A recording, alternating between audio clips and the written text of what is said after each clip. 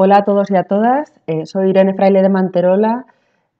Para presentarme un poco, bueno, os comento, yo me licencié en Publicidad y Relaciones Públicas y me especialicé en Información Internacional y Países del Sur, en Cooperación al Desarrollo, en Comunicación para el Desarrollo y el Cambio Social y en igualdad de género. Durante los últimos 9 años, hasta hace pocos meses, he estado viviendo en El Salvador, trabajando primero en un periódico de tirada nacional y después en un organismo regional intergubernamental en temas de género, de igualdad de género y comunicación.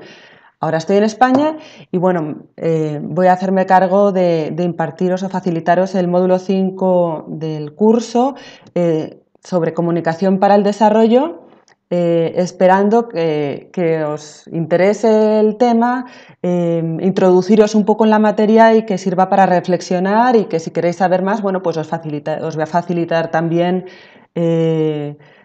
bibliografía, webgrafía. Bueno, empezamos.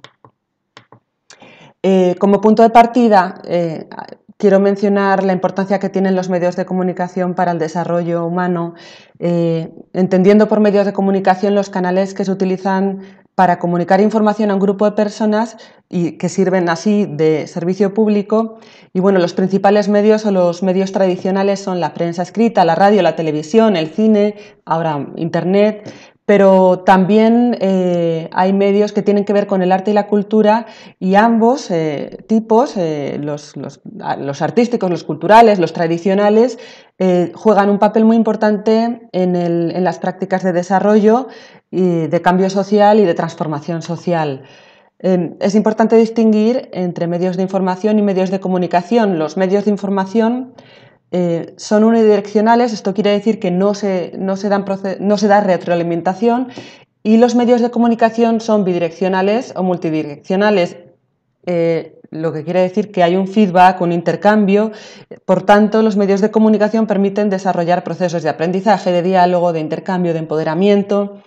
Permiten también constituir iniciativas de desarrollo por sí mismos, no solo como acompañamientos a procesos de desarrollo, a proyectos de desarrollo, y permite construir identidades dentro de un espacio determinado sociocultural. Esto puede, no quiero alargarme mucho en el contexto histórico porque, bueno, pero bueno, para situar un poco en el origen de los medios de comunicación para el desarrollo, bueno, el contexto histórico del que parte la comunicación para el desarrollo es el de la segunda mitad del siglo XX, después de la Segunda Guerra Mundial, cuando se dan los procesos de independencia y de descolonización de los países de muchos países de África, de Asia y de América Latina, se produce entonces el neocolonialismo, que es una nueva forma de dominación del norte hacia el sur, en el que se dan instrumentos de cooperación perversos como los planes de ajuste estructural que tuvieron como consecuencia la deuda externa que muchos países aún no han podido saldar, ¿no? En esta etapa el paradigma desarrollista tiene que ver con el mercantilismo y es economicista, porque lo que hacen los países del norte interesados por aumentar sus mercados es orientarse a los países del sur para generar más consumo, ¿no? Queda claro que este modelo ha fracasado, que fracasó porque no pudo ser, se demostró que no ha sido sostenible, porque era vertical y porque, por ejemplo, no contenía o no tenía ningún principio de comunicación, de intercambio. Era unidireccional, los países del norte transmiten, los del sur tienen que apropiarse de lo que se suponía que tenían que apropiarse de lo que se dirigía o se transmitía desde el norte. No se escuchaba la voz de las comunidades de base y bueno, pues se demostró que no funcionó, ¿no? En este marco histórico, la comunicación para el desarrollo se concentra en dos tipos de teorías. Las teorías de la modernización, que tienen que ver con la información como un causante de la pobreza y que las culturas tradicionales frenan la modernización y el desarrollo. Y bueno, en estas teorías la comunicación se basa en informar de forma unilateral y vertical. Las decisiones las toman los donantes y los receptores de las ayudas pues supuestamente tienen que acatarlas, ¿no? Se dan varios tipos de información, la información manipuladora o de mercado, que se basa sobre todo en información y contrainformación, la información asistencialista o difusionista, que considera que la tecnología que se produce en el norte pues se dirige al sur, y la comunicación se basa en la transferencia de conocimientos. Se utilizan mucho lo que en ese momento eran nuevas tecnologías, la televisión y la radio, y bueno, se supone, lo que he comentado, que los países del sur tienen que recibir esos conocimientos transferidos, sin importar si responden a sus verdaderas necesidades. Surge en esta época el marketing social, no como lo entendemos hoy, sino que se basa en las técnicas propias de persuasión y de manipulación. Es heredero de las técnicas propagandísticas de la Segunda Guerra Mundial y de la publicidad comercial, y se basa en teorías conductistas, y no tiene en cuenta las identidades culturales. Y bueno, luego también se empieza a dar unos procesos de educación y de entretenimiento en la comunicación que combinan medios masivos con la comunicación interpersonal y empiezan a tener en cuenta ya elementos culturales. En esta época empiezan a surgir, por ejemplo, los medios comunitarios, telenovelas, radionovelas, y que se dan como fruto de procesos donde ya hay algo de diálogo. Por otro lado, las teorías de la dependencia se oponen a las teorías de la modernización, y se dan como dos tipos de teorías. La comunicación instrumental, en la que se vincula la comunicación para el desarrollo a programas de desarrollo y que ya se preocupa por los receptores y por los saberes locales y la cultura y la identidad cultural, y la comunicación participativa, que consiste en amplificar las voces marginadas para potenciar su papel en la toma de decisiones, respeta la identidad cultural, es horizontal y bueno, las personas beneficiarias deciden quiénes son y qué necesitan para su propio desarrollo. El concepto de comunicación al desarrollo va evolucionando. Primero se conoce como comunicación para el desarrollo. Es un término que empezó a utilizar la Organización de Naciones Unidas para la Alimentación y la Agricultura, la FAO, con los proyectos de agricultura y de soberanía alimentaria, en el que se considera la comunicación promotora de la participación. Entonces empiezan a utilizar técnicas de comunicación para promover la participación, para escuchar a las personas lo que necesitan, y se enfoca a los problemas locales, y se trabaja horizontalmente con las comunidades de base, los movimientos sociales, las organizaciones. La comunicación alternativa es también horizontal, presta atención a la identidad cultural, pero también se caracteriza porque hace uso de tecnologías de bajo costo, como el radio, el cine comunitario. Y bueno, personas no especializadas en periodismo o en comunicación empiezan a apropiarse también de los medios y de los contenidos. La comunicación participativa. En este tipo de comunicación, los contenidos y los medios se deciden colectivamente por las organizaciones de base, se apropian de la gestión de los procesos, y lo importante no es el contenido o el resultado de un instrumento de comunicación, lo importante es el proceso, el proceso. Y bueno, como se conoce más ahora, la comunicación para el cambio social, el término surgió en 1997 y recoge el aprendizaje de experiencias comunitarias de los países del sur. Se basa en el diálogo, en el debate, la tolerancia, el respeto, la equidad, la justicia social y la participación. Es un término, un concepto que quizá engloba pues, a todos los demás, ¿no?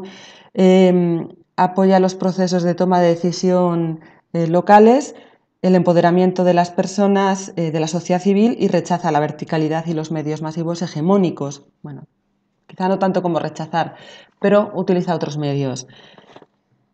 La comunicación para el desarrollo, por tanto, o la comunicación para el desarrollo y para el cambio social es un proceso social que se basa en el diálogo, en la participación, que utiliza un amplio abanico de instrumentos, de medios y de métodos, que se refiere a la búsqueda del cambio a diferentes niveles y que se incluye en este concepto el escuchar, el construir confianza, el compartir conocimiento, el fomentar el empoderamiento, el debate, la sostenibilidad y bueno, no tiene que ver con lo que conocemos como relaciones públicas, comunicación corporativa.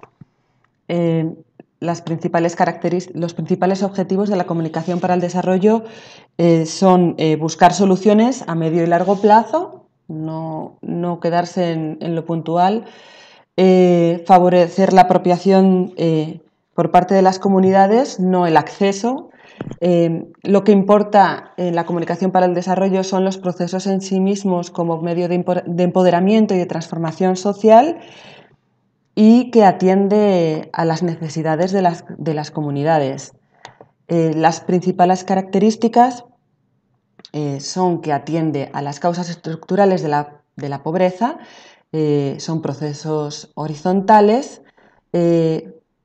favorecen o pretenden la concientización, un término que acuñó Paulo Freire, son procesos de carácter participativo, activos, críticos, de diálogo, de intercambio. Se considera a las personas agentes de cambio y protagonistas de su propio cambio. Suelen ser intervenciones específicas, no generalistas o masivas. Se respetan las diferencias culturales, se promueven las alianzas a nivel regional, local o global. Los medios se utilizan como instrumentos, no como fines, y bueno, los procesos de comunicación para el desarrollo son actividades planificadas y medibles. Los actores involucrados en los procesos de comunicación para el desarrollo y el cambio social pueden ser variados, pueden ser muchos, principalmente el colectivo o la comunidad de base, un facilitador o facilitadora especialista en comunicación para el desarrollo y el cambio social, esto es lo ideal, las instituciones locales, regionales o internacionales con las que se fomentarán alianzas, por ejemplo, o sinergias, los colectivos o redes con quienes establecer alianzas, la ciudadanía global y, bueno, pues también muy importante las organizaciones o instituciones financiadoras, ¿no? En cuanto al ciclo estratégico de comunicación para el desarrollo, tiene básicamente como un proceso de comunicación, aunque no sea para el desarrollo, pues tiene 5 etapas, ¿no? Que pueden ser 6. El análisis previo, la elaboración de la estrategia y del plan de comunicación, la implementación y el monitoreo, y la validación, luego el monitoreo y la evaluación, y luego, después de eso, pues una reevaluación y una posibilidad de hacer cambios a la estrategia inicial, ¿no? Pero en los procesos de comunicación para el desarrollo participativos podemos concentrar el ciclo en 4 fases. La primera fase, en la que se dan procesos de evaluación de participación, se hace un análisis de la situación y trabajo de campo. El análisis de la situación consiste en revisar la información, identificar los principales problemas, analizar las políticas y programas y hacer un mapeo organizacional de las organizaciones que tienen que ver con las necesidades que se van a abordar, ¿no? El trabajo de campo incluye estudio de línea base, análisis de los recursos disponibles de comunicación y análisis de las redes sociales. Hablo de redes sociales humanas, no de las redes sociales digitales que conocemos ahora, aunque también podrían ser. La segunda fase de un proceso de comunicación para el desarrollo participativo consistiría en el diseño de la estrategia y del plan de comunicación para el desarrollo. En el diseño participativo de la estrategia se selecciona el problema o los problemas a abordar. Principalmente se suele abordar uno y luego hay otros secundarios. Se identifican los actores y los grupos de interés y de interacción, se formulan los objetivos, Se selecciona el enfoque de comunicación, se hace un borrador de los mensajes clave y se seleccionan los medios de comunicación a utilizar. Luego se diseña el plan de comunicación y se definen los indicadores. Posteriormente se implementa el plan de comunicación. Primero se planifica la comunicación local. Aquí se hacen consultas con todos los actores involucrados, se crean alianzas y redes, se establece ya la relación con los medios, se fortalece la capacidad local en temas de comunicación. Se desarrollan los materiales de comunicación, o sea, los mensajes clave, se producen los materiales y se validan. Y en la última etapa de monitoreo, de evaluación de resultados y sostenibilidad, se lleva a cabo primero una fase de monitoreo y evaluación participativa en la que se revisan los públicos y los objetivos, se identifican las fuentes y métodos de recolección de datos, se analizan los datos y se hace un informe de monitoreo y evaluación. Posteriormente, se fomenta la sostenibilidad del proyecto, del proceso, de la iniciativa de comunicación, se institucionaliza esta iniciativa y se promociona la apropiación de la iniciativa por parte de la comunidad. Los objetivos de comunicación pueden ser de variada índole, ¿no? Los hay de sensibilización, los hay que pretenden fomentar el diálogo y espacios de aprendizaje, generar transparencia, incidencia, de movilización social, de empoderamiento, de fortalecimiento de capacidades, de resolución de conflictos, de generar condiciones para la paz, o por ejemplo, pues el objetivo puede ser de crowdfunding, ¿no? De recaudación de fondos. En función de los objetivos se establecen los medios de comunicación a emplear, que pueden ser los tradicionales o los alternativos. Entre los alternativos, o que ya no son tan alternativos porque ya pues, están cada vez más masificados, están las tecnologías de la información y la comunicación, que tienen una utilidad enorme para el desarrollo y bueno, porque sobre todo permiten la innovación, permiten la participación a través de la retroalimentación, ¿no? Permiten generar conocimiento, permiten empoderar, que las personas que hacen uso de las mismas se empoderen y también tienen un carácter de inmediatez, ¿no? Si hay retroalimentación es instantánea. Los objetivos de desarrollo sostenible reconocen el valor de este tipo de herramientas como catalizadoras para el desarrollo. Y bueno, la web 2.0, los medios sociales como Facebook, Twitter, YouTube, LinkedIn, Tumblr, foros digitales, blogs o aplicaciones, pues son algunos de las tecnologías, de los nuevos medios digitales, ¿no? Pero también hay que tener en cuenta que existe una brecha digital, esto es, bueno, en algunos países o en algunas comunidades o algunos sectores de la población de muchos lugares no tienen todavía acceso a Internet. Entonces, hay que tener en cuenta a la hora de definir los medios en un proceso de comunicación para el desarrollo a quienes nos estamos dirigiendo y esos recursos que están disponibles, los medios disponibles, ¿no? Un elemento muy importante en los procesos de comunicación es la innovación. La innovación que en este caso os invito a que veáis este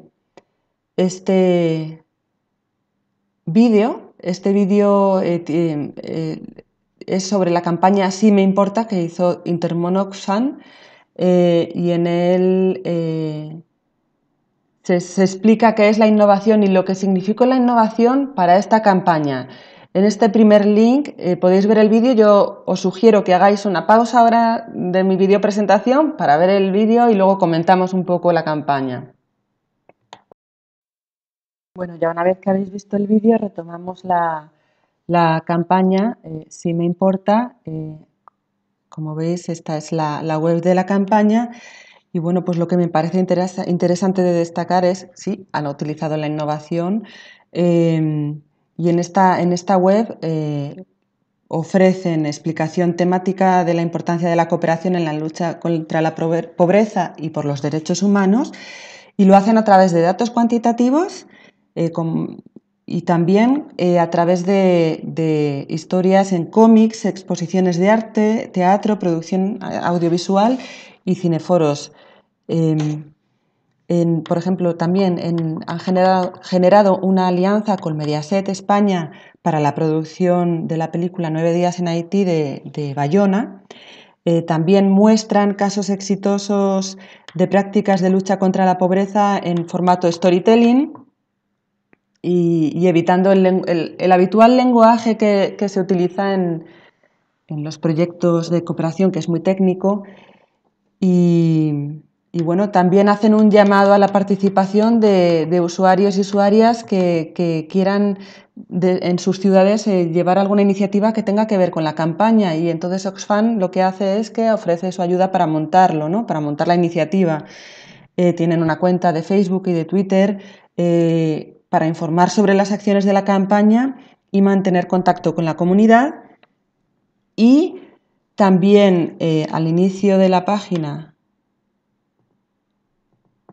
bueno, aquí no se ve exactamente muy bien, pero aquí al inicio de la página hay un formulario para que cada persona interesada se sume a la campaña poniendo sus datos, y vemos aquí que a día de hoy son 23.347 personas las que se han unido a la campaña.